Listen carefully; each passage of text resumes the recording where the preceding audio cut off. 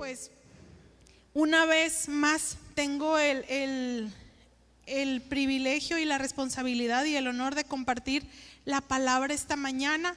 Como comentaba el pastor, pues por el hecho de que no estuviéramos aquí, pues fue algo improvisado, ¿verdad? Nosotros teníamos planeado estar aquí el domingo pasado, se iba a compartir la segunda parte del tema de madurez espiritual que estuvimos compartiendo hace 2 domingos, pero pues en medio de todo damos gracias a Dios porque Él tiene todo en sus manos, Él tiene todo en control y recibimos muchos buenos testimonios de la palabra que fue de gran bendición, del culto que fue de gran bendición el domingo pasado, y le damos muchas gracias a Dios, hermanos, ver que pues a pesar de que fue tan imprevisto lo de nosotros y sin planear, pues el Señor está levantando personas a través de las cuales Él nos bendice, ¿verdad? Le doy muchas gracias a Dios por los hermanos que comparten aquí, son de gran bendición, los que han compartido, la hermana Blanquita, Silvia, el hermano Eric. Hermanos, Eric venía del mundo y aquí miren, ya está compartiendo. No te creas, Tere, ya sé que estás viendo. Tere es su mamá, hermanos. Y gracias a Dios, hermanos, por la obra que está haciendo en medio de nosotros, que a la próxima seas tú el que esté aquí, amén. Bueno, hermanos, pues estamos entonces listos para entrar a esta segunda parte acerca del tema de madurez, amén. Pero ¿qué les parece si hacemos una oración para comenzar? Que el Señor, que sea Él el que habla a nuestros corazones, amén. Señor, ruego que bendigas tu palabra, Señor, que nuestros corazones, Señor, estén abiertos, estén receptivos, Señor. Tu Espíritu Santo, Señor, así como se movía, Señor, tu gloria en el tiempo de alabanza, Señor, que lo mismo suceda a partir de este momento, Señor, que tu Espíritu pueda operar con libertad en medio nuestro, Señor. Abrimos nuestros corazones, Señor, te pedimos que si hay cosas, Señor, que están entrando a nuestra mente, que quieren distraernos, poner nuestra mente en otro lado, Señor, o entrar somnolencia a nosotros, Señor, podamos, Señor, estar concentrados y conscientes, Señor, de que estamos en tu casa, Señor, que tu presencia está en este lugar, Señor, y pueda tu Espíritu Santo moverse y hablar con libertad a nuestros corazones. Te lo pedimos en el nombre de Cristo Jesús, amén. Bueno, hermanos, pues si recuerdan, hermanos, la parte 1 de madurez espiritual, hablábamos acerca de que los 2 aspectos más importantes en los que se mide nuestra madurez los encontramos en una enseñanza que le dio Jesús a un intérprete de la ley que venía a tentarlo, ¿verdad? Hablábamos que las 2 cosas en las que podemos medir nuestra madurez es en cuánto amamos a Dios, cuán comprometidos estamos con Dios, y cuánto amamos a nuestro prójimo. Recuerdan que Jesús le decía a este intérprete de la ley que estos son los 2 más grandes mandamientos, que toda la enseñanza depende del cumplimiento de estos 2 grandes mandamientos. Necesitamos amar a Dios y amar a nuestro prójimo, ¿verdad? Y estamos empezando, hermanos, a ver aspectos relacionados con estas 2 raíces principales que nos van a decir a nosotros qué tan maduros estamos, como si fuera un inventario, hermanos. Y empezamos hablando de que un cristiano que ha madurado ha experimentado sanidad, amén. Un cristiano que ha madurado o que está madurando ha experimentado o está experimentando sanidad, amén. Y también hablábamos de que un cristiano que ha madurado ama a los que están alrededor de él, ¿sí? La palabra que se compartió ese domingo, hermanos, apenas ayer se subió a plataformas. Si usted la quiere repasar, ya está ahí en Facebook y está también en el YouTube de Castillo del Rey Cancún. Entonces, el día de hoy, hermanos, vamos a seguir con 2 puntos más. Entonces, lo animo a que tome nota, hermanos, si tiene dónde anotar. Vamos a arrancar con el punto número 3, ¿sí? Entonces, el punto número 3, hermanos, dice que una persona madura se responsabiliza de su propio crecimiento espiritual. Una persona que está madurando, que ha madurado, se responsabiliza de su propio crecimiento espiritual. Hermanos, el que ha madurado entiende que su caminar con Cristo depende enteramente de su propio compromiso. No depende, hermanos, de nuestros padres, ni de los que están al lado de nosotros, ni del que nos da la célula, ni del que nos da los estudios, ni del pastor. Nuestro crecimiento espiritual, hermanos, depende principalmente de nosotros. Hermanos, la iglesia es necesaria, porque hay otro pensamiento equivocado en donde dice, no, pues si yo solo puedo crecer con Dios, entonces ¿por qué me congrego? ¿Por qué formo parte de una iglesia? No, la iglesia es necesario, hermanos. La iglesia es establecida por Cristo, no es algo que se inventó alguien, la iglesia la estableció Cristo. La iglesia es necesaria porque en ella, aquí en la iglesia, Dios nos dota de recursos. Dios nos planta en una comunidad. En el punto pasado, en el punto 2, hablábamos de la importancia de tener experiencias con personas que nos forman, ¿sí? Entonces, en esta comunidad Dios nos forma. En la iglesia Dios nos hace parte de su cuerpo, nos hace funcionar con otros miembros, nos prueba, nos procesa. En la iglesia somos alimentados, en la iglesia somos pastoreados. Dios nos planta en lugares porque ahí nos quiere dar crecimiento. Nosotros creemos, hermanos, nosotros somos del pensamiento que una persona que anda de iglesia en iglesia, en iglesia, en iglesia, no va a crecer tan profundamente o no va a crecer tanto como una persona que entiende que Dios nos planta en una iglesia. Ahora, Dios nos planta, hermanos, en el lugar en donde Él considera que necesitamos estar. A veces no nos planta en el lugar que nos gustaría estar, pero nos planta en la tierra que Él sabe que tiene los nutrientes que necesitamos para madurar y para crecer. Amén. Entonces, una persona madura entiende que ese crecimiento espiritual depende de nosotros, depende de nuestro compromiso. Una persona madura se percibe como el primer responsable del crecimiento, de su crecimiento. Amén. Una persona madura produce fruto. Hay una evidencia de que ha creído, hay una transformación. Una persona madura quiere, se preocupa de que haya un fruto en su vida, de que haya un buen testimonio. Ahora, aquí, hermanos, vamos a empezar a hablar de un tema que es importante que lo tengamos bien claro, y es el tema del testimonio, de las buenas obras, de la buena conducta, de la vida piadosa. Porque nosotros, hermanos, no hacemos buenas obras para salvarnos. No hacemos buenas obras para salvarnos. No nos ganamos el cielo, hermanos. No nos vamos a ir al cielo por ser buenos. No nos vamos a ir al cielo por hacer donaciones, ni por servir en la iglesia. No nos vamos a ir al cielo por congregarnos. No nos vamos a ir al cielo por buenas obras. Eso no nos hace ganarnos el cielo. Pero, ponga atención aquí, la gente que ha sido salvada por la gracia naturalmente produce buenas obras. ¿Puede ver la diferencia, hermanos? La gente que ha sido salvada, que ha tenido un encuentro con Cristo, que el Señor ha transformado su vida, está en deuda, está agradecido, produce naturalmente buenas obras. Y estas buenas obras, hermanos, estos frutos son necesarios para dar a conocer el reino de Dios. Por eso deben producirse, porque a través del fruto en sus vidas otros van a conocer a Dios. ¿Qué dice Mateo 5:16? Es Jesús hablando a sus discípulos en el Sermón del Monte, hablando a una multitud. Dice: así alumbre su luz delante de ¿quién? No dice nada más delante de Dios, ¿verdad?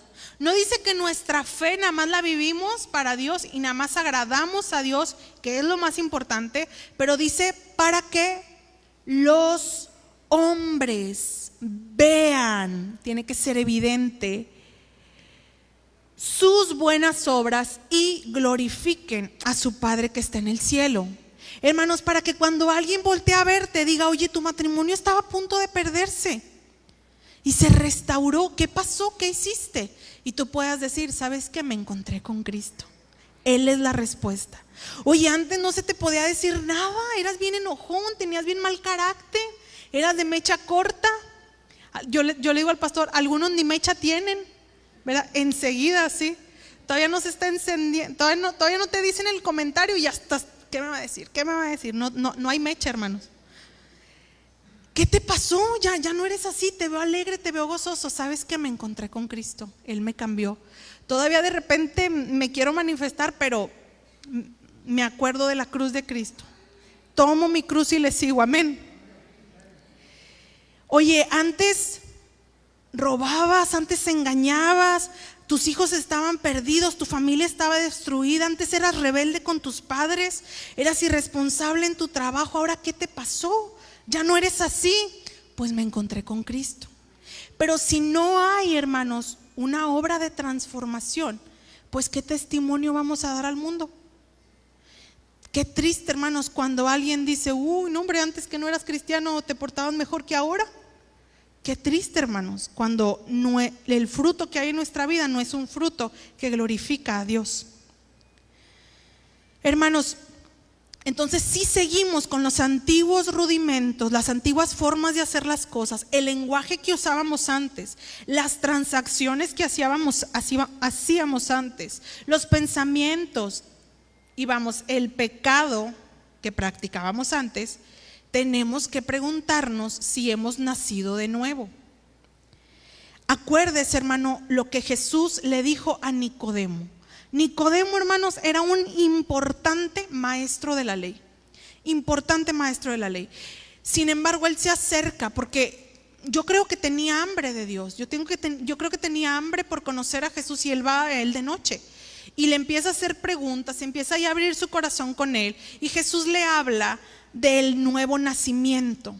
Y a Nicodemo esto como que le trastorna la mente, no entiende, dice, a ver, pero ¿cómo? Yo ya soy viejo, no dice cuántos años tenía, yo ya soy viejo, ¿cómo voy a yo entrar al vientre de mi madre para nacer de nuevo? ¿De qué me estás hablando? Pero Jesús hablaba de algo espiritual. Y en Juan 3:3, fíjese lo que le dijo. Esta es una llave, hermanos, del reino de los cielos. Esto es algo que usted y yo tenemos que entender, es un fundamento de la fe. Fíjese lo que le dijo. Respondió Jesús y le dijo, de cierto te digo que el que no naciere de nuevo no puede ver el reino de Dios. Para madurar, hermanos, para llegar a la madurez espiritual, usted no se puede brincar el paso del nuevo nacimiento. Si usted nace de nuevo, entonces fruto bueno se va a producir en su vida. Y si no nace de nuevo, hermanos, simplemente no puede ver el reino de Dios, no puede ver el reino de los cielos. La Biblia le llama a esto, Jesús le llama a esto fruto de arrepentimiento. Jesús le dijo a los fariseos, hagan pues frutos dignos de arrepentimiento. Está en Mateo 3:8 por si lo quieren anotar. Este fruto de arrepentimiento, hermanos, se deriva en una vida santa. Y la vida santa, hermanos, tiene como fin la vida eterna. Vamos a leer lo que dice Romanos 6:19 y después el verso 22. Romanos 6:19 y después el verso 22, desde donde dice que así como para iniquidad presentasteis vuestros miembros para servir a la inmundicia y a la iniquidad, así ahora para santificación presenta tu cuerpo para servir a la justicia. Verso 22, mas ahora que han sido librados del pecado y hechos siervos de Dios, tienen por fruto y como fin vida eterna. Entonces, hermanos, la santificación nos hace aptos para retener el regalo que fue la salvación. Porque si después de recibir la salvación no producimos fruto, no nacemos de nuevo, no hay transformación, pues tenemos el riesgo de extraviarnos. Tenemos el riesgo, hermanos, de volvernos nuevamente al mundo, de pisotear la sangre del Cordero que ya fue derramada por nosotros. La palabra dice que hay que retener nuestra profesión. Hebreos 4:14, por tanto, teniendo un gran sumo sacerdote que traspasó los cielos, Jesús el Hijo de Dios, retengamos nuestra profesión. Cuando aquí habla de profesión, no se refiere al trabajo que hace. ¿Qué es tu profesión? No, pues mi profesión es médico. No se refiere a esa profesión, se refiere a lo que profesa, es decir, la fe.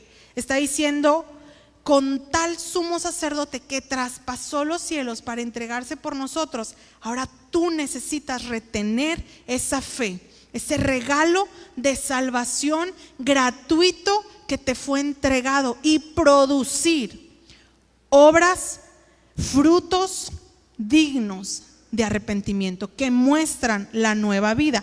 Hay que entender algo, hermanos: gratuito no siempre significa sin esfuerzo. Gratuito no siempre significa sin esfuerzo.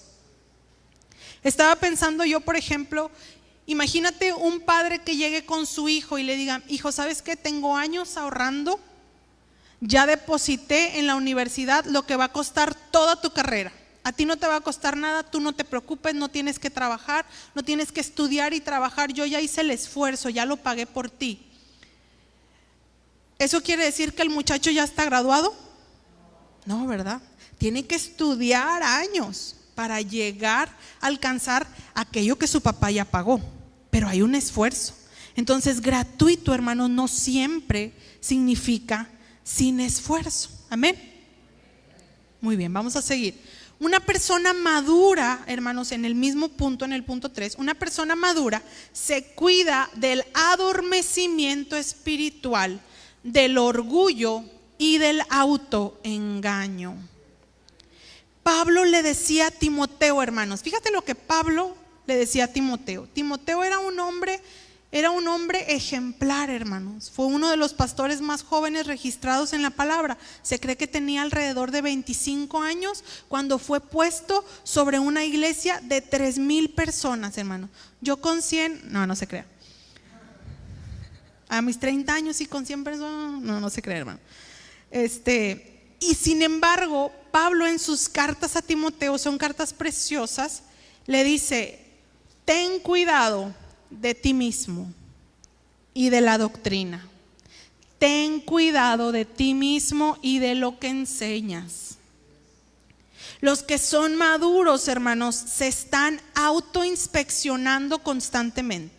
Los que son maduros, hermanos, se autocritican constantemente. Los que son maduros se cuestionan constantemente, hermanos, además de las autoridades que tienen. Pero no lo hacen, hermanos, esta autoinspección, esta autocrítica, este cuestionamiento, no lo hacen por inseguridad, porque hay personas que lo hacen por inseguridad. Pero las personas que son maduras se presentan delante de Dios constantemente para que Dios les revele si hay algo que les está contaminando, si hay algo en su vida que pueda detenerles o estorbarles para seguir a Dios, porque saben que son los principales responsables de su crecimiento. No dependen de que alguien les esté diciendo o no diciendo. No dependen, hermanos, de otra persona. Hermanos, a veces nosotros podemos engañar a los que están por encima de nosotros, pero una persona madura es honesta, es íntegra, se presenta delante de Dios. Dice: bueno, gracias Dios porque tengo buen testimonio con mis hermanos. Gracias Dios porque tengo buen testimonio delante de mis pastores. Señor, pero tú ves algo en mí, porque mi pastor no es capaz de ver todo mi corazón. porque los hermanos que están alrededor mío no son capaces de ver todo mi corazón, pero tú sí, Señor. Hay algo que estorbe mi caminar contigo. Entonces una persona madura tiene ese anhelo, tiene ese cuidado, hermanos. Debe nosotros saber ese cuidado, hermanos. Por otro lado, por otra parte, los que no son maduros están como Jonás. Decía ahorita, hermanos, que los maduros, aunque tengan buen testimonio de todos, ellos se presentan delante de Dios, ¿verdad? Porque tienen un temor de Dios, no quieren fallar, no quieren que nadie les estorbe. Pero por el contrario, hermanos, los que no son maduros, mire, el mundo se le está cayendo a pedazos. Tiene mal testimonio por todos lados. Sin embargo, está como Jonás, dormido. ¿Cómo estaba Jonás, hermanos? Dios, usted conoce la historia. Dios le da a Jonás una orden, él la desobedece deliberadamente, dije deliberadamente aunque me trabé la lengua, y se va a otro lugar, totalmente opuesto a donde Dios lo había mandado. Toma un barco, este barco empieza a hundirse en medio de una gran tempestad. En ese barco había gente de muchos lugares del mundo y dice la palabra que todas las personas de ese barco, desesperadas, temiendo por su vida, empiezan a clamar a sus dioses, empiezan a clamar a sus ídolos. Y se dan cuenta que Jonás no lo está haciendo. Y van a buscarlo. Y Jonás estaba en la parte de abajo del barco, dormido. Se estaba muriendo el hombre, el barco se estaba hundiendo, pero él estaba dormido. El mundo alrededor se derrumba, pero la gente inmadura dicen que ellos están bien, que no hay nada que cambiar, que no tienen nada de qué arrepentirse.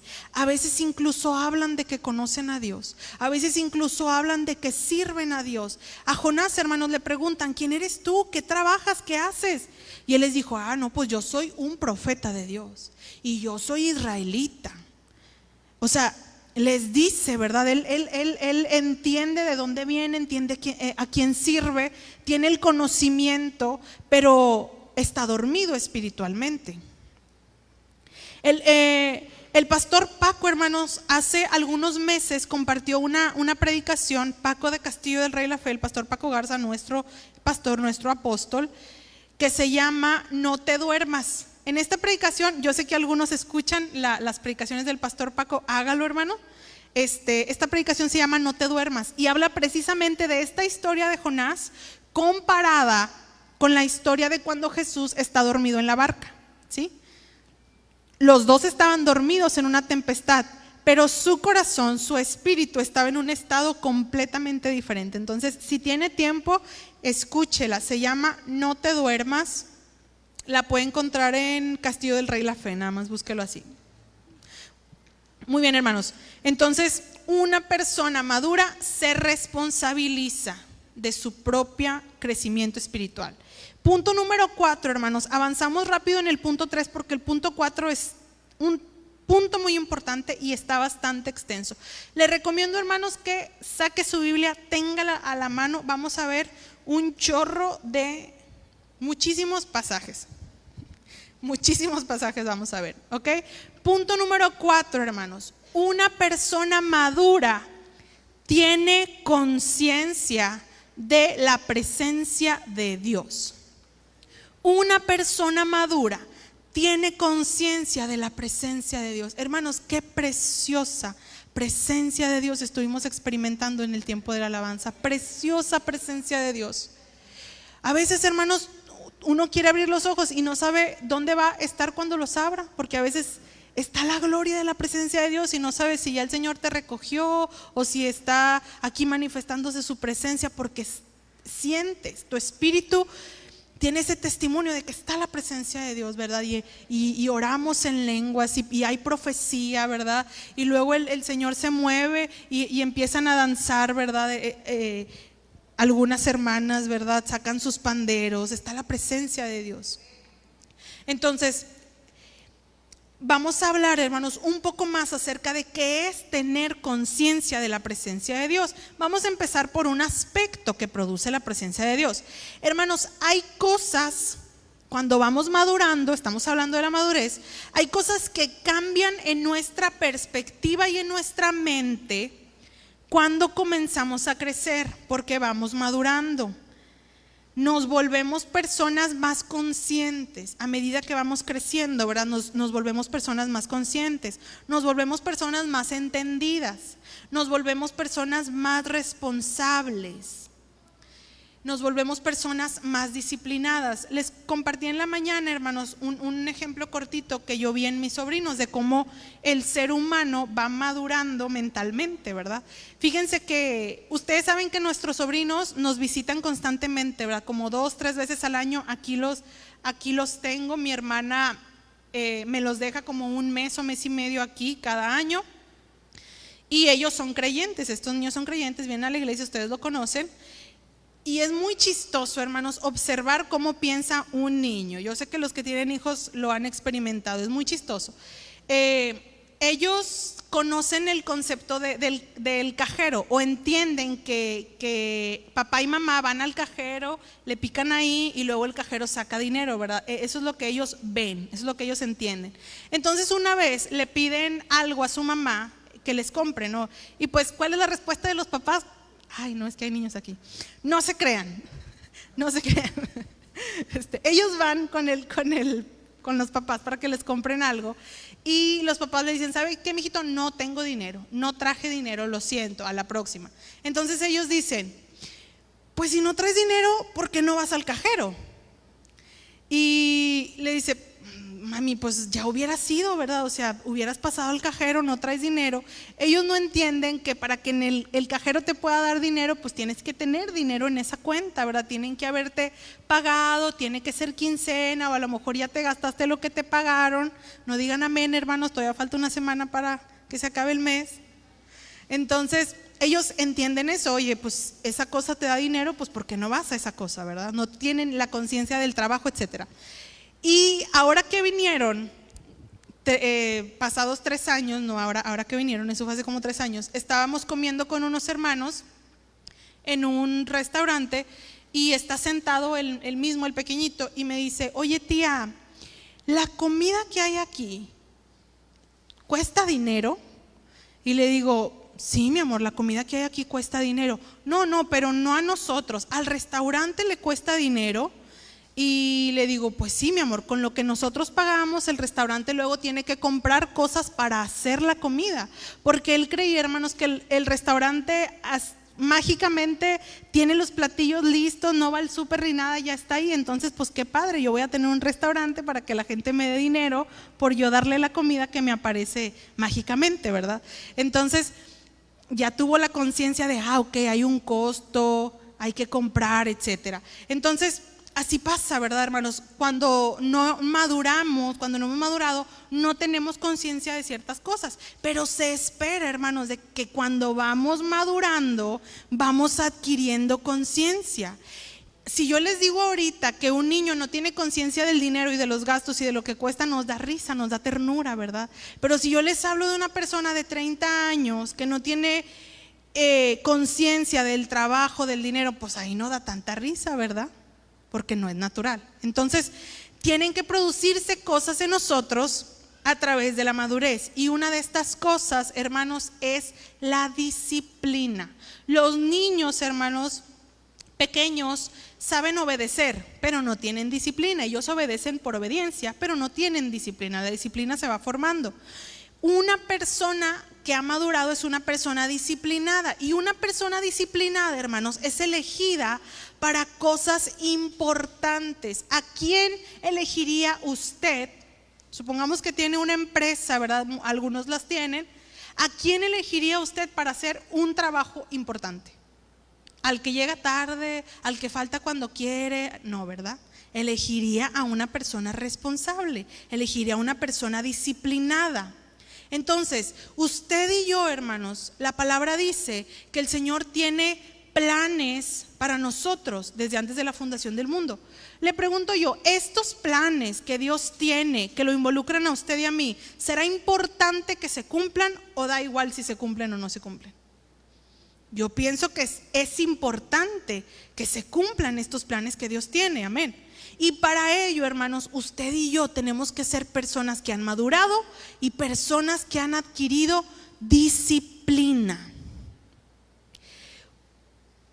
debemos, hermanos, como leíamos hace un momento en la escritura, debemos brillar en donde estemos, en nuestro trabajo, en nuestro negocio, cuando vamos manejando, en la calle, en nuestro matrimonio, como padres, como hijos, como esposos, como esposas, como primos, como hermanos. Debemos brillar en donde estamos y ser identificados.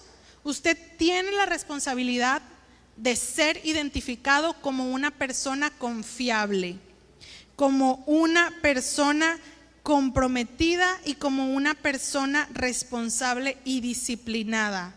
Ahora, esto hablando de otras áreas de nuestra vida, ¿verdad? Nuestro trabajo, etcétera. Pero si en eso, hermanos, tenemos esa responsabilidad, mucho más en las cosas que están directamente relacionadas con nuestra fe. Escucha, hermanos, todo lo que hacemos glorifica o no a Dios. Usted tiene que tener eso claro, hermanos. Todo lo que usted hace, cómo gasta su dinero, cómo cuida de su cuerpo, cómo se conduce en su trabajo, cómo desarrolla su papel de esposo, de esposa, de madre, de hijo, de trabajador, de dueño de una empresa. Todo lo que hacemos va a glorificar o no a Dios. Todo lo que hacemos, si no glorifica a Dios, entonces probablemente lo deshonra. Entonces, especialmente las cosas que están relacionadas con nuestra fe dependen de la reverencia que tenemos por Dios o la falta de ella. ¿Sí? Todo lo que hace usted fuera de la iglesia glorifica o no a Dios, pero especialmente las cosas que usted hace en su caminar con Cristo. No quiero decir que somos personas separadas y que vivimos vidas separadas, pero me refiero a las cosas que usted hace directamente para el reino de los cielos, ¿verdad? Comparte, sirve, viene, adora al Señor, vive una vida de adoración, se congrega, se somete a sus autoridades, etcétera. Todo eso, hermanos, está relacionado directamente con nuestra reverencia a Dios o con la falta de ella. En las cosas del reino, hermanos, nuestra reverencia a Dios es lo que determina nuestra disciplina. A eso nos referimos, hermanos, con la conciencia de la presencia de Dios. Hay un temor de reverencia, debe haber un temor de reverencia en nosotros. Esa es la conciencia a la presencia de Dios o de la presencia de Dios. Nuestro nivel de compromiso, nuestra disciplina y nuestra responsabilidad están directamente relacionadas con nuestra reverencia. Déjeme, le doy un ejemplo bien sencillo pero bien doloroso. ¿Está listo? El tema de la puntualidad.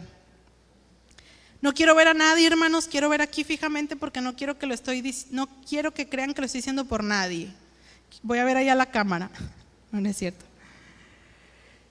Si entendemos, hermanos, esto es reverencia, si entendemos a quién venimos a ver el domingo, en presencia de quién vamos a estar, entonces llegaríamos puntuales el domingo. No vienen a escuchar un grupo de alabanza, no vienen a ver a un pastor ni a un ujier que los recibe ahí.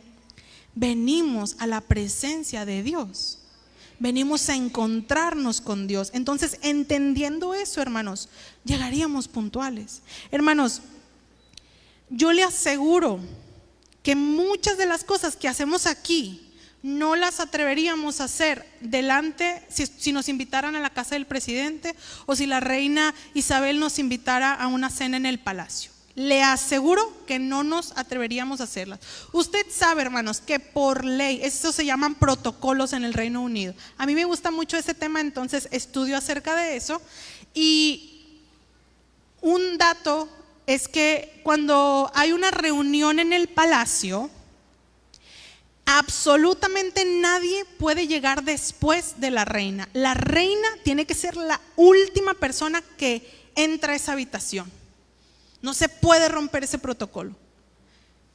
Hermanos, aquí no venimos delante de la reina Isabel.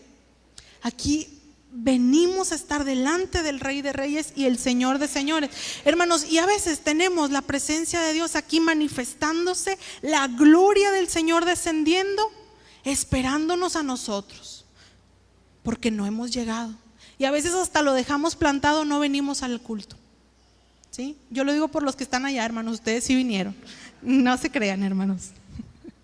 Hermanos, pero es verdad, es verdad.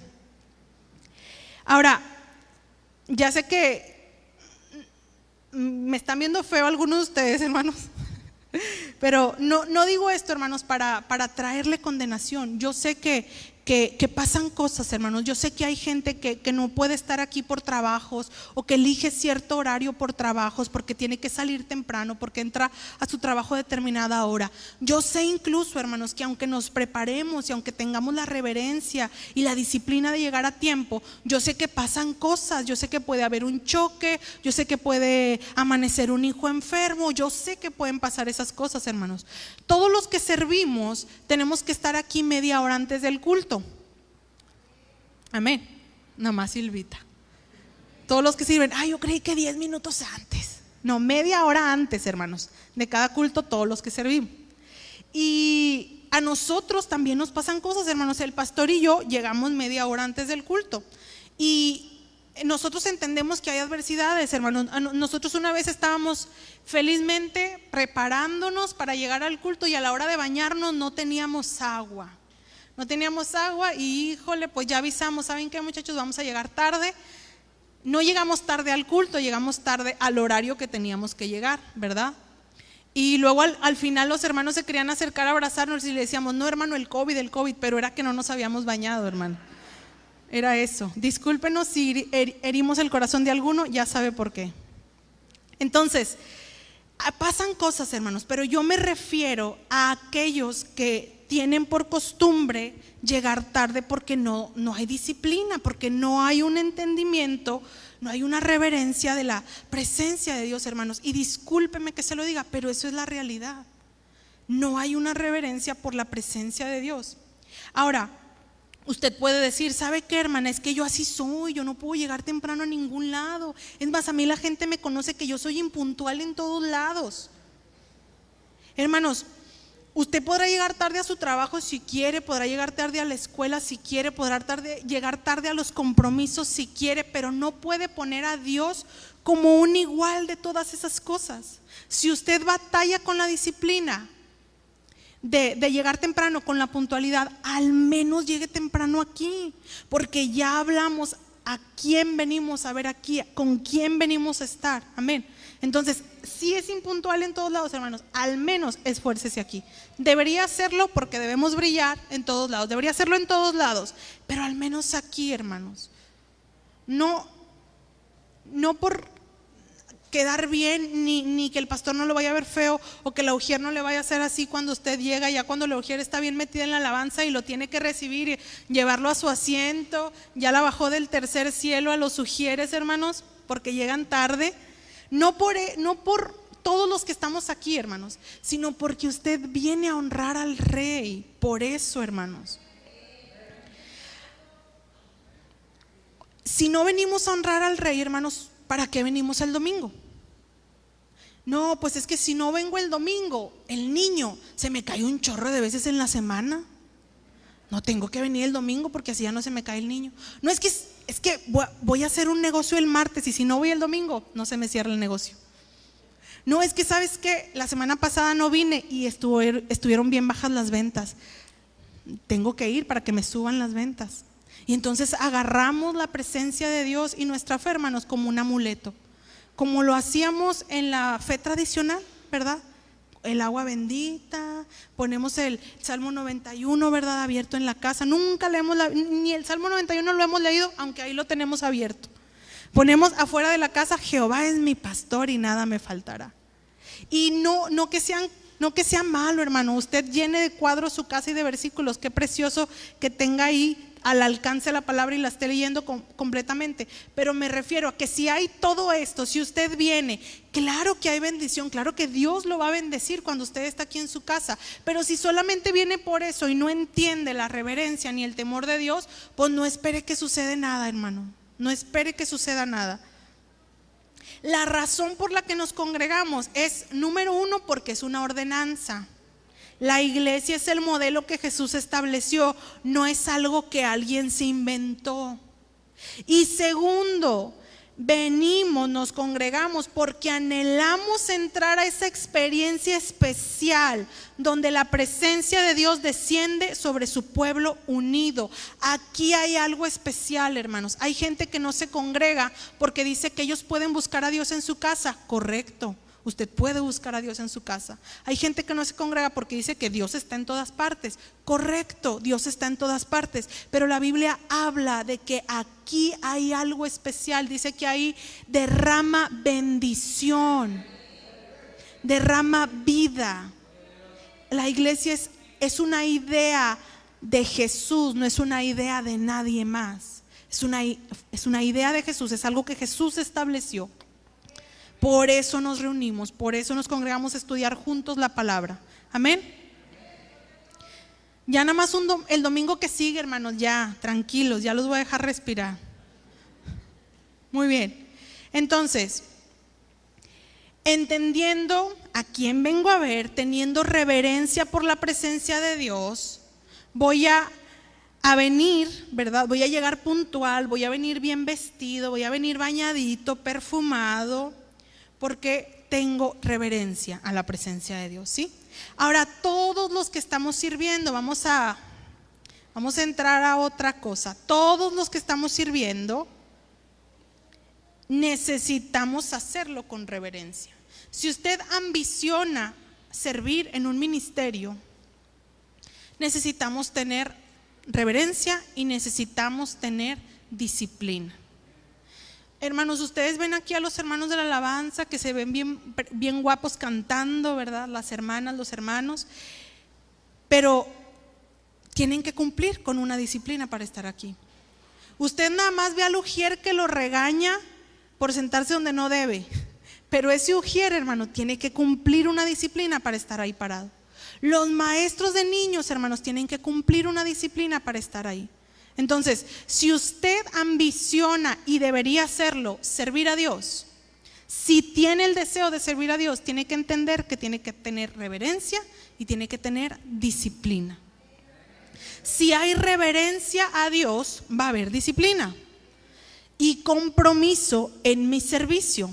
Si no está habiendo disciplina y compromiso en mi servicio, si cualquier cosa me hace abandonar, dejar botado el ministerio, mi compromiso, pregúntese si hay reverencia. Vuelvo a lo mismo, hermanos. Entendemos cuando suceden cosas que están fuera de nuestras manos y fuera de nuestro control. Lo entendemos perfectamente.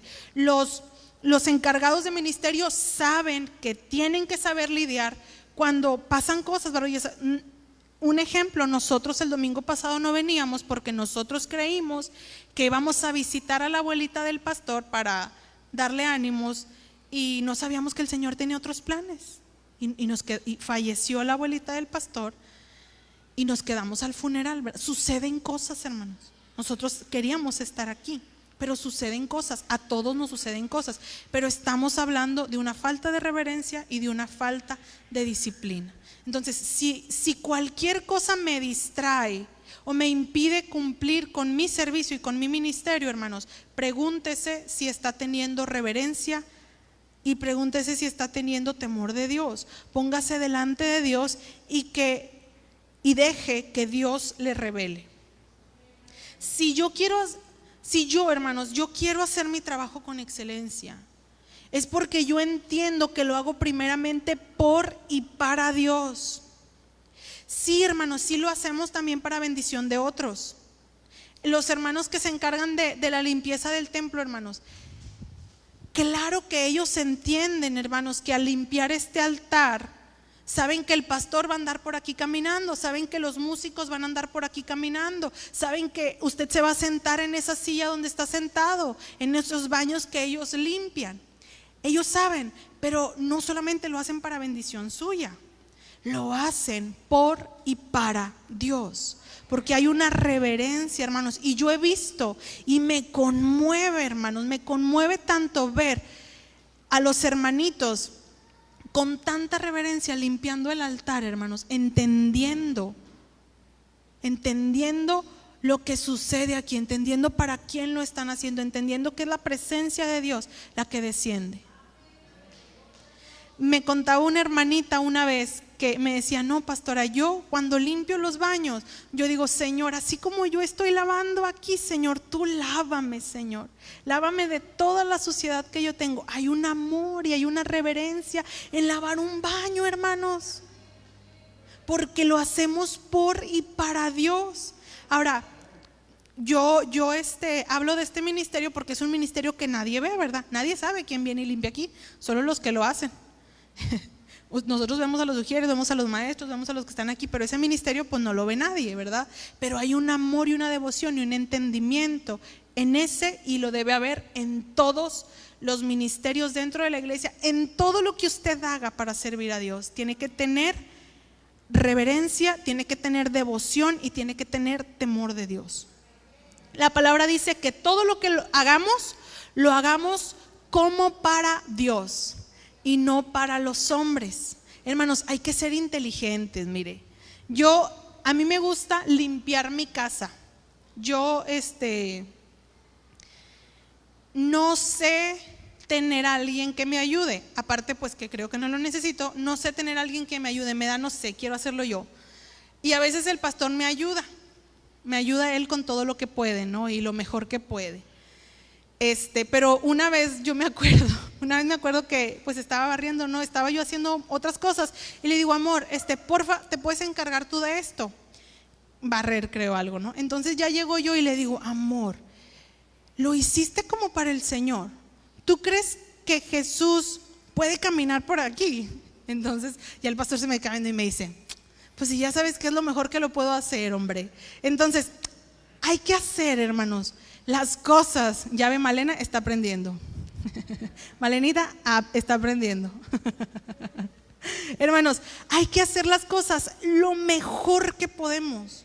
Y si tenemos una capacidad limitada y podemos esforzarnos a más, esfuércese a más, hermanos, porque es a Dios a quien estamos sirviendo y Él es digno de lo mejor, hermanos. Así que haga las cosas lo mejor que puede hacer. No lo haga al fin que es para Dios. Al contrario, es para Dios. Lo voy a hacer lo mejor posible. Si es verdad, hermanos, muchos dicen: Dios lo que mira es el corazón. Correcto, definitivamente Dios mira el corazón, pero eso no nos da una excusa para hacer las cosas mal. Amén. En el Antiguo Testamento, hermanos, todos los que servían, los que ministraban en el templo, tenían que cumplir con características estrictas y condiciones. Y para algunos de ellos, hermanos, si no cumplían con estas condiciones, su vida estaba en juego. Y a lo mejor usted puede decir: ay, hermana, pero eso es el antiguo pacto. Nosotros ya no hacemos rituales de purificación, nosotros ya no nos morimos, ¿verdad? Si ando sirviendo en pecado, no caigo muerto como en el Antiguo Testamento, ¿verdad? Pues no, hermanos, ya no estamos en ese pacto, pero Dios sigue siendo el mismo. La dignidad de Dios sigue siendo la misma, la santidad de Dios sigue siendo la misma. Y le voy a enseñar un versículo en el nuevo pacto, para que no diga. Hebreos 12, 28 y 29, por favor.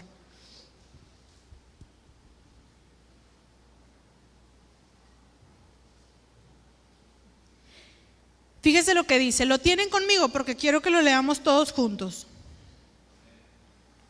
Hoy traigo el acento muy marcado porque vengo de Monterrey.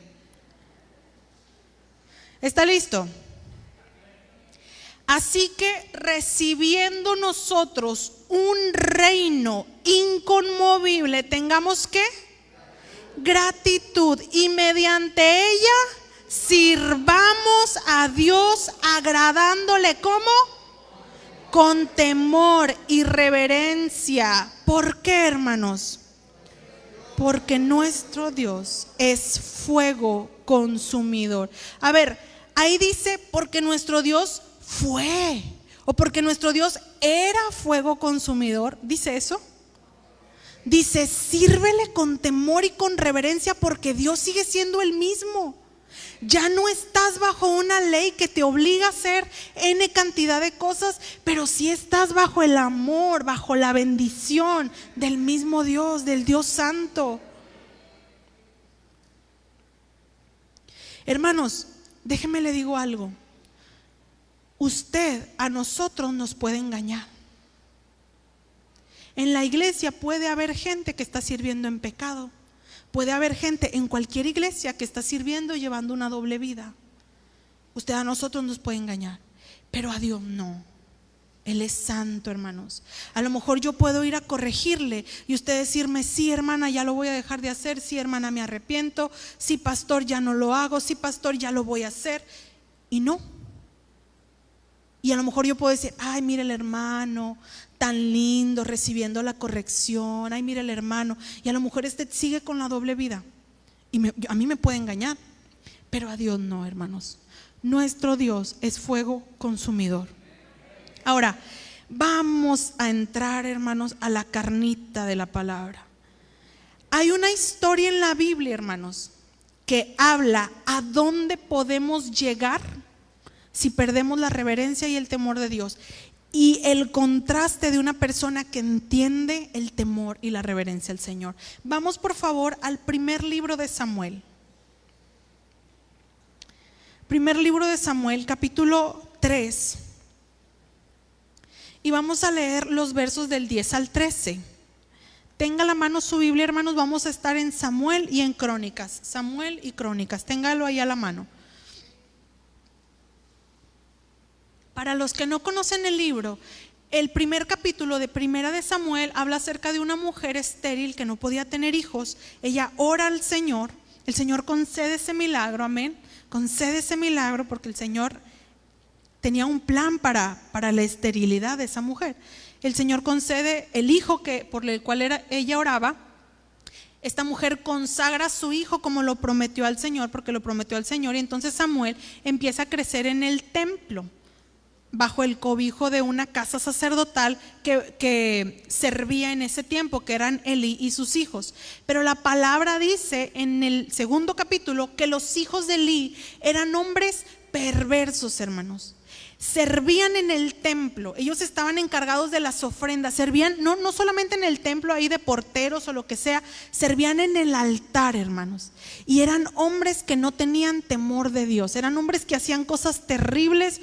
No tenemos tiempo para detenernos en todo eso, pero Dios empieza a llamar a Samuel. Dios empieza a llamar a Samuel, Dios despierta el espíritu de Samuel, y fíjese lo que sucede en el verso del 10 al 13 de Primera de Samuel, capítulo 3. ¿Lo tenemos? Vino Jehová y se paró y llamó como las otras veces, Samuel, Samuel. Entonces Samuel dijo, habla, porque tu siervo oye. Y Jehová dijo a Samuel, he aquí, haré yo una cosa en Israel, que a quien la oyere le retiñirán ambos oídos. Aquel día yo cumpliré contra Elí, este era el sacerdote, contra Elí todas las cosas que he dicho sobre su casa desde el principio hasta el fin. Y ponga atención aquí, hermanos, y pongan atención aquí, papás. Y le mostraré que yo juzgaré su casa para siempre por la iniquidad que él sabe, porque sus hijos han blasfemado a Dios y él no los ha estorbado. Yo no tengo hijos, hermanos, y tiemblo, porque aquí está hablando el Señor contra un hombre que le servía y que tenía hijos que le servían, y él conocía la mala conducta de sus hijos y no los estorbaba. Y dice el Señor, yo he visto eso y voy a traer juicio sobre esa casa. Amén. Hermano, cuando le duela, porque duele, ¿verdad?, corregir a los hijos, vaya a la Biblia y lee este versículo. Va a salir, mire, con la vara recargada, así como mi suegro mi suegro dice que una vez le rompió la vara a uno de sus hijos. No le voy a decir a quién. No fue el pastor. No fue el pastor. le rompió la vara cuando le dio, hermanos. Entonces, aquí, hermanos, vemos que Dios está hablando de este juicio que iba a traer sobre la casa de Elí, los sacerdotes, por todo lo malo que hacían, ¿no? Entonces, en el capítulo siguiente, hermanos, Israel sale a la batalla, salen los hijos de Elí, Ofni y Fines, que también eran sacerdotes, salen a la batalla, y ellos, el pueblo de Israel, normalmente estaba confiado que Dios les iba a dar la victoria cuando salían a alguna batalla, era lo que ellos esperaban, ¿no? Entonces vamos a leer capítulo 4, versos 3 y 4. Mire, este verso yo lo tengo en NTV, pero puede seguirlo ahí con la lectura. Les voy a leer. Dice: terminada la batalla, las tropas se retiraron a su campamento y los ancianos de Israel se preguntaban: ¿por qué permitió el Señor que los filisteos nos derrotaran? Después dijeron: traigamos el arca de Silo, el arca del pacto del Señor. Si la llevamos con nosotros a la batalla, nos salvará de nuestros enemigos. Así que enviaron hombres a Silo para que trajeran el arca del pacto del Señor de los ejércitos celestiales, quien está entronizado entre los querubines. Los hijos de Elí, Ofni y Fines, también estaban allí con el arca del pacto de Dios. Entonces, hermanos, ellos pierden esta batalla y, como decíamos hace un rato, dicen: ay, si es que no fui al culto, por eso no se me cerró el negocio. Porque el pueblo de Israel, hermanos, había perdido, junto con los sacerdotes, la reverencia, el valor, el temor, la conciencia de la presencia de Dios. Y lo ven como un amuleto: lo voy a traer para ganar, para tener un beneficio, para que suceda lo que yo espero. Hay tanta gente, hermanos, que se acerca a Dios. No digo que sea malo completamente, hermanos, pero hay gente que se acerca a Dios porque necesita algo. Yo creo que todos veníamos necesitados cuando nos acercamos a Dios, pero hay gente que se acerca a Dios solo por eso. Y entonces vemos que no suceden las cosas, hermanos, y vamos para atrás otra vez, vamos al mundo otra vez, porque no conocimos a Dios, porque no nos enamoramos de su presencia, porque no entendimos su dignidad y su santidad, y entonces ahí vamos para atrás otra vez. Entonces el pueblo de Israel, hermanos, aquí piensa así acerca del arca, dice: la necesitamos para ganar, vamos a traerla. Y Dios entiende, porque Dios puede ver el corazón. Entonces mandan a traer el arca y llega el arca. Los filisteos, hermanos, el pueblo empieza a hacer un escándalo, alegría, fiesta, porque ya llegó el arca, ahora sí vamos a ganar. Y los filisteos, dice la palabra, que oyen este ruido y dicen: ay, pues ¿qué está pasando, verdad? Y dicen: pues vamos a pelear con todas nuestras fuerzas. Versos 10 y 11 dicen: así que los filisteos pelearon con desesperación y de nuevo derrotaron a Israel con todo y arca, hermanos. La matanza fue grande. Ese día murieron 30,000 soldados israelitas. Los sobrevivientes dieron la vuelta y huyeron, cada uno a su carpa. Entonces los filisteos capturaron el arca de Dios y mataron a Ofni y a Fines, los dos hijos de Elí. Entonces, hermanos, nuevamente Dios entrega en manos de los filisteos a su pueblo, los derrotan. Ofni y Fines mueren, al igual que Elí. Dice la palabra que alguien escapa de la batalla, llega al templo, le da la noticia a Elí, y Elí se cae de espaldas y se desnuca y se muere. Y además Dios permite que su misma presencia, el arca del pacto, lo que representaba la presencia de Dios, sea robada del pueblo. La gloria, hermanos, que había sido menospreciada en el templo, ahora, dijo la nuera de Elí, estaba siendo traspasada, estaba siendo robada. La gloria que fue menospreciada.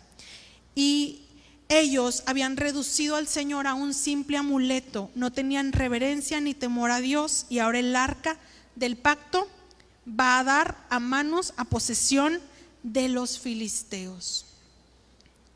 Fíjese lo que sucede, hermanos, porque la historia continúa y vamos a ver el desenlace de esta historia.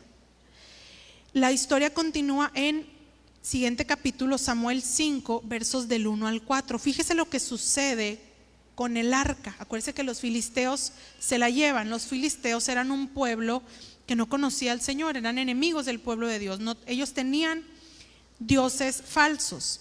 Entonces, versos del 1 al 4 de 1 de Samuel 5 dicen: cuando los filisteos capturaron el arca de Dios, la llevaron desde Ebenezer hasta Asdod. Y tomaron los filisteos el arca de Dios y la metieron en la casa de Dagón y la pusieron junto a Dagón. Y cuando al siguiente día los de Asdod se levantaron de mañana, he aquí Dagón postrado en tierra delante del arca de Jehová. Y tomaron a Dagón y lo volvieron a su lugar. Y volviéndose a levantar de mañana el siguiente día, he aquí que Dagón nuevamente había caído postrado en tierra delante del arca de Jehová, y la cabeza de Dagón y las 2 palmas de sus manos estaban cortadas sobre el umbral, habiéndole quedado a Dagón el tronco solamente. Fíjese lo que pasó, hermanos. Los filisteos, sin temor de Dios y sin entender tampoco la presencia de Dios, la meten en la casa de uno de sus dioses, del dios del ídolo, ¿verdad? Es un dios falso, pero del dios de estos filisteos, el dios Dagón. Entonces Dios se encuentra que los filisteos lo ponen como a un igual a su Dios. ¿Y qué sucede, hermanos? Dios les está diciendo: no, este es un ídolo, este es una estatua. Y al día siguiente dice que estaba el arca del Señor y la estatua de Dagón en el piso delante del arca del Señor. Entonces pues llegaron los filisteos y dijeron: pues qué raro. La levantaron, la volvieron a poner a su lugar, fueron, regresaron a la mañana siguiente, y dice ahora que la estatua ahora le había sido, no dice se le cayó, dice que le había sido cortada la cabeza de la estatua y las 2 manos, que ya nada más el tronco estaba, y que fueron a dar hasta el umbral de la casa de este Dios. Dios le estaba diciendo a los filisteos: yo no soy igual que tu Dios, yo soy el Rey de Reyes y Señor de Señores. Y hermanos, a mí me encanta esta historia, y nosotros cantamos un canto, ¿verdad? A veces yo como que siento que no le entienden al canto, porque el canto dice: decapitó a Dagón, Dios de los filis. Es esa historia. Entonces, para que cuando la toquen los hermanos, usted ya sabe lo que significa. Y celebre, hermanos, el Dios que tiene, porque su Dios no es el mismo que todos los dioses. Su Dios es el Rey de Reyes, Señor de Señores, el Dios del universo.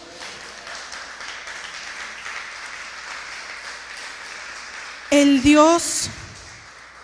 Dios altísimo, hermanos, a ese es a quien adoramos. Versos 5 y 6. Y se agravó la mano de Jehová sobre los de Asdod, y los destruyó y los hirió con tumores en Asdod y en todo su territorio. Y viendo esto, los de Asdod dijeron: no quede con nosotros el arca del Dios de Israel, porque su mano es dura sobre nosotros y sobre nuestro Dios Dagón. Dios, hermanos, les muestra a los filisteos que Él no es igual a su ídolo. Él no es un Dios más. Él no es una religión más, hermanos. Discúlpeme lo que le voy a decir, hermanos, pero se lo tengo que decir, porque yo escucho a mucho pueblo de Dios decir: todos los caminos llevan a Dios. No es cierto. No es cierto. Hay un camino que lleva al Padre. Jesús dijo: no dijo yo soy uno de los caminos, dijo: yo soy el camino, la verdad y la vida. Y solo hay un mediador entre Dios y los hombres: Jesucristo. Amén. Entonces, no diga, hermanos, no por evangelizar a alguien, no por caerle bien a alguien, no por no crear conflicto, no diga: ay, sí, tu Dios es el mismo que el mío. No, hermano, no es así. No es así. No es lo mismo. Y Dios le dejó claro esto a los filisteos: yo no soy otro Dios como Dagón, yo soy el Dios. Amén. Entonces, hermanos, para los filisteos comienza a ser una carga. Comienza a ser una carga el arca, la presencia de Dios, y lo empiezan a pasar de ciudad en ciudad. No pierde, para los filisteos, pierden de vista que la presencia de Dios debía ser algo deseable, honorable. Por eso Dios permitió que los filisteos tuvieran el arca, por el desprecio de su propio pueblo. Pero los filisteos hacen lo mismo, ¿verdad? En 1 Samuel 5:1, en el capítulo siguiente, dice: cuando los filisteos capturaron el arca de Dios, la llevaron desde Ebenezer a Asdod. Ahí, hermanos, los filisteos en Asdod se deshacen del arca y la llevan a un lugar llamado Bet-Semes. A partir de aquí, hermanos, si usted sigue leyendo ese capítulo 5, el arca también es desechada de Bet-Semes por cosas que pasan ahí en esa ciudad. No tenemos el tiempo de detenernos, pero a partir de ahí empieza el arca a ir de ciudad en ciudad en ciudad en ciudad, y nadie quería que el arca se quedara ahí. Era una carga, era, ay, no queremos que esté aquí. Se querían deshacer de ella. Entonces va a dar a un lugar que se llama Kiriat Jearim. Vamos a leer capítulo 6, verso 21. Y después vamos a leer 7, verso 2. Capítulo 6, verso 21. Y enviaron mensajeros a los habitantes de Kiriat Jearim, diciendo: los filisteos han devuelto el arca de Jehová. Descended pues y llevadla ustedes. Desde aquel día, capítulo 7, verso 2. Desde aquel día que llegó el arca a Kiriat Jearim, pasaron muchos días, 20 años, y toda la casa de Israel lamentaba en pos de Jehová. Los filisteos, hermanos, terminan, después de algunos meses, terminan regresando el arca. La regresan a un lugar llamado Kiriat Jearim. Ahorita vamos a ver cuál es ese lugar. Y dice la palabra de Dios que el arca no regresó al lugar donde correspondía, regresó a esta ciudad remota. Entonces, ahora dice la palabra ahí, en lo que leímos, que pasaron 20 años, que el arca estuvo 20 años olvidada en este lugar. A pesar de que ya estaba en Israel, no se sacaba el arca a las batallas. El arca de Israel queda ahí 20 años, hasta que suceden los hechos de Primera de Crónicas 13, versos del 5 al 11. En lo que le encuentra, hermanos, aquí han sucedido muchas cosas. Israel deja de tener jueces, comienza a pedir reyes, queda Saúl como rey. Saúl, pues le es quitado el reino, por lo que usted ya conoce. Es ungido David como rey mientras Saúl todavía reinaba. Empieza Saúl a perseguir a David por muchos años, muchos años. Al final Saúl muere. David es puesto como rey en Judá, pero la casa de Saúl quiere pelear porque su linaje continúe siendo el rey en Benjamín y en el resto de Israel. Entonces, después de 7 años de que David es puesto como rey en Judá, también es puesto ya como rey en las ciudades faltantes. Entonces, una vez David siendo rey de todo el territorio, lo primero que hace es lo siguiente. Versos del 5 al 11, 13 de Primera de Crónicas. Entonces David reunió a todo Israel desde Sihor de Egipto hasta la entrada de Hamat, para que trajesen el arca de Dios de Kiriat Jearim. Y subió David con todo Israel a Balá de Kiriat Jearim, que está en Judá, para pasar de ahí el arca de Jehová Dios, que mora entre los querubines, sobre la cual su nombre es invocado. Y llevaron el arca de Dios de la casa de Abinadab en un carro nuevo, y Usa y Ahío guiaban el carro. Y David y todo Israel se regocijaban delante de Dios con todas sus fuerzas, con cánticos, arpas, salterios, tamborines, címbalos y trompetas. Pero cuando llegaron a la era de Kidón, Usa extendió su mano al arca para sostenerla, porque los bueyes tropezaban, y el furor de Jehová se encendió contra Usa y lo hirió, porque había extendido su mano al arca, y murió ahí delante de Dios. Y David tuvo pesar. En otras versiones dice que David se enojó. David tuvo pesar porque Jehová había quebrantado a Usa, por lo que llamó aquel lugar Pérez Usa hasta hoy. Y luego versos 13 al 14. Y no trajo David el arca a su casa en la ciudad de David, sino que la llevó a casa de Obed-edom geteo. Y el arca de Dios estuvo con la familia de Obed-edom en su casa 3 meses. Y bendijo Jehová la casa de Obed-edom y todo lo que tenía. Hermanos, cuando yo leí esta historia por primera vez, yo me pregunté, ay Señor, si había ya habido 20 años en los que el arca había sido abandonada, estaba en un lugar que no le correspondía, y el rey David con la intención, ¿verdad? Me imagino que con una buena intención de su corazón quiere traer el arca, hace fiesta, y el Señor, yo decía, Señor, pero pues se iba a caer el arca y el que la detuvo se murió. Y hermanos, ¿sabe qué entendemos y sabe qué nos enseña esto? Que usted y yo no podemos seguir a Dios a nuestra manera.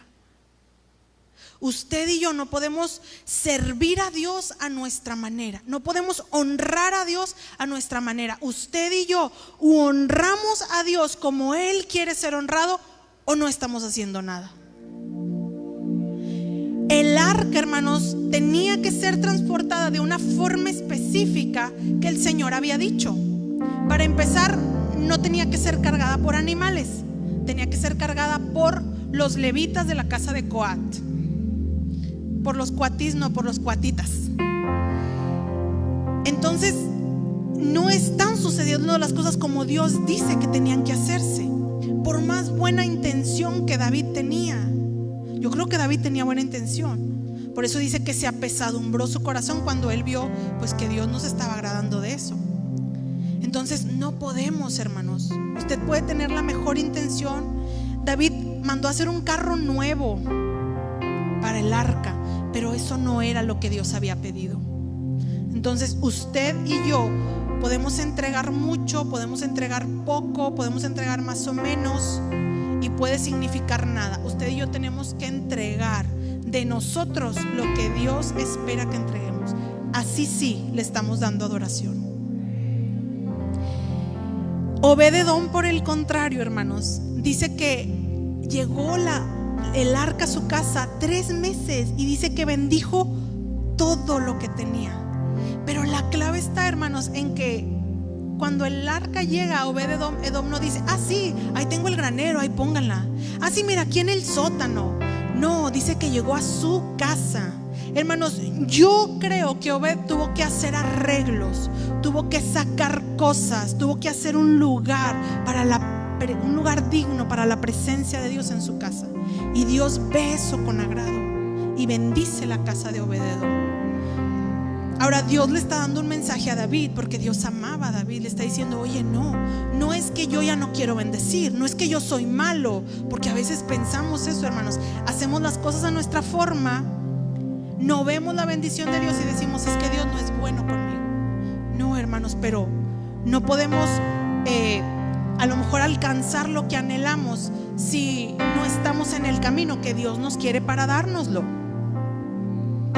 Entonces David entiende esto y recapacita y vuelve a las escrituras, vuelve a la palabra y encuentra cómo debía ser transportada el arpa. Y hermanos, y ahora dice, ahora sí no me voy a equivocar.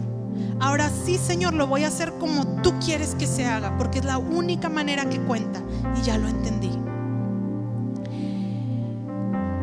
Vamos por favor al capítulo 15 de Crónicas. Hay que entender algo, hermanos. Estábamos ahorita en el capítulo 13. En el capítulo 14 David sale a una batalla y Dios le da la victoria. David, hermanos, no estaba buscando el arca ni regresar el arca para que Dios le diera victorias, para usarla como un amuleto, porque Dios ya le había dado muchas victorias a David. David ya había derrotado muchas veces a los filisteos, pero David anhelaba, estaba desesperado porque la presencia de Dios regresara a su casa. En el verso 15, en el verso 25, capítulo 15, David había entendido y dice: David pues y los ancianos de Israel y los capitanes de millares fueron a traer el arca del pacto de Jehová de casa de Obed-edom con alegría. Y fíjese la diferencia, ¿qué dice? Y ayudando Dios a los levitas que llevaban el arca del pacto de Jehová, sacrificaron 7 novillos y 7 carneros. Hermano, cuando usted empiece a hacer las cosas como Dios quiere que las haga, usted va a empezar a ver la mano y el favor de Dios. Y va a ver esas puertas que no se abrían, las va a ver abriéndose, hermanos. Porque Dios es bueno. Él no ha cortado su mano para nosotros. Amén. Dice que Él iba ayudando a los levitas. Dice que con la ayuda de Dios es que lo hicieron, sacrificaron ofrendas. Y después dice: y David iba vestido de lino fino, y también todos los levitas que llevaban el arca, y asimismo los cantores. Y que Ananías era maestro de canto entre los cantores, y llevaba también David sobre sí un efod de lino. De esta manera llevaba todo Israel el arca del pacto de Jehová con júbilo y sonido de bocinas y trompetas y címbalos, y al son de los salterios y de las arpas. Hermanos, porque el temor del Señor nos regresa a valorar su santidad y a tenerle reverencia a su presencia y a disfrutar de ella.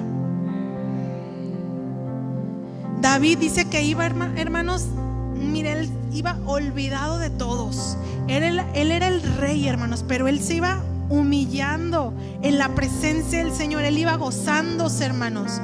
De hecho, vamos a regresar a Samuel ahora en el segundo libro, porque la historia no termina aquí.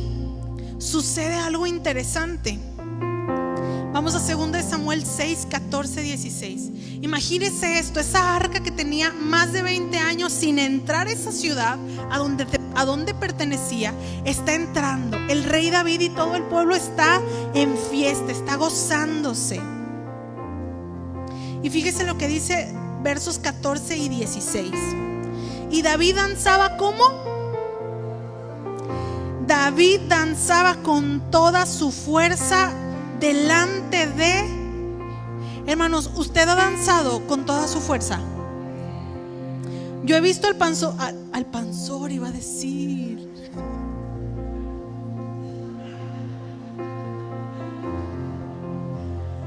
Al pastor. Hermanos, pastor sin panza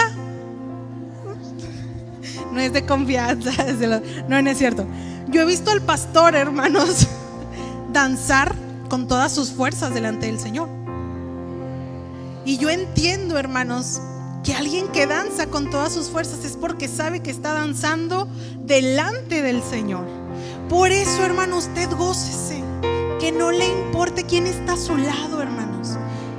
Entendamos que estamos delante de la presencia del Señor, hermanos. No le dé vergüenza, ¿verdad?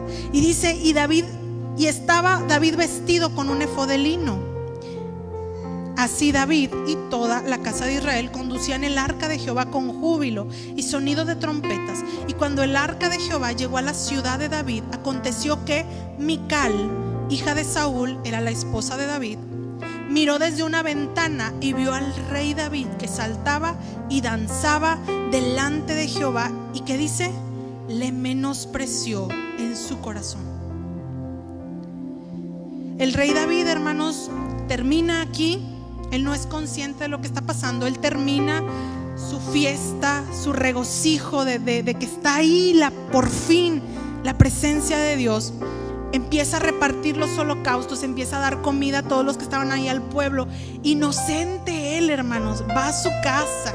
Mi amor, ya llegué. Mira lo que traje, mi amor. Trajimos el arca. Vengo a bendecirte. Y la mujer, fíjese cómo responde. Versos 20 al 22.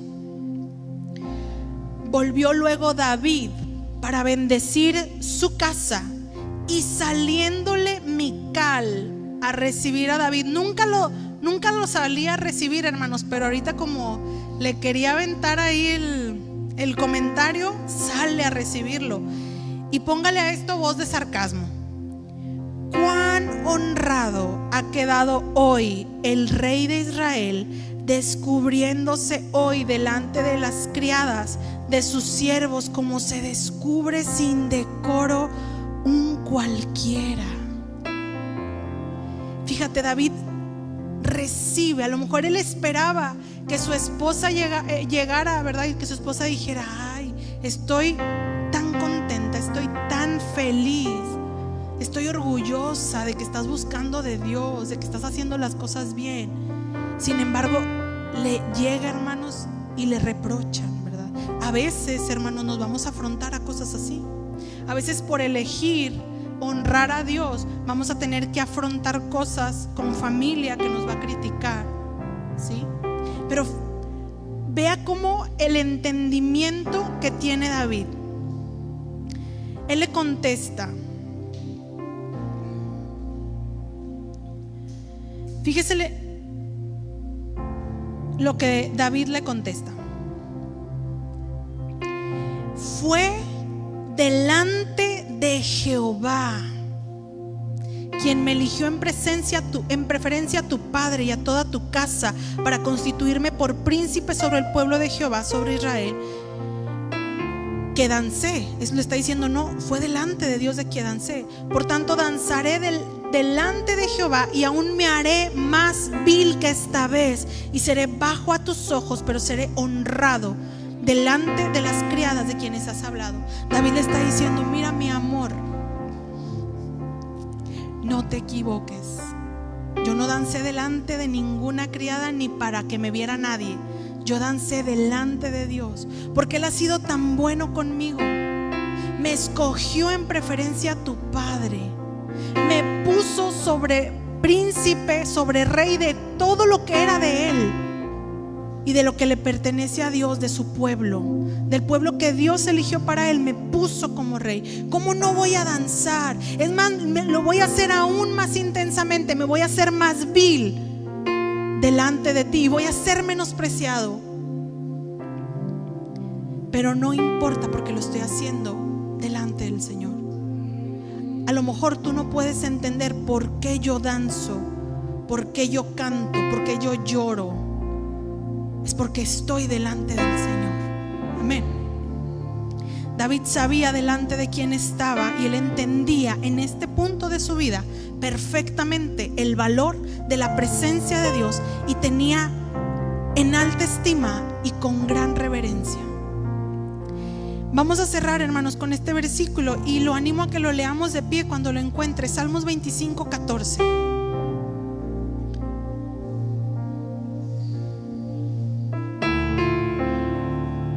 Fíjese lo que dice la palabra, hermanos. Aquí está, ya se pueden poner de pie todos. Dice: la comunión íntima de Jehová es con los que le temen. ¿Qué es comunión íntima? ¿Con quién, hermanos? ¿Quién le llega a conocer a usted? Con quien usted comparte su intimidad, con sus amigos más cercanos. ¿Quién sabe lo que a usted le gusta, lo que no le gusta, lo que lo hace reír, lo que lo hace llorar, lo que le trae alegría? ¿Quién lo sabe?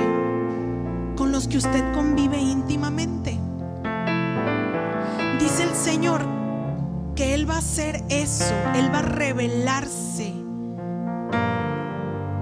a los que le temen, hermanos, a aquellos que tienen esta reverencia y este valor y este entendimiento de su presencia. Y además a ellos hará conocer su pacto.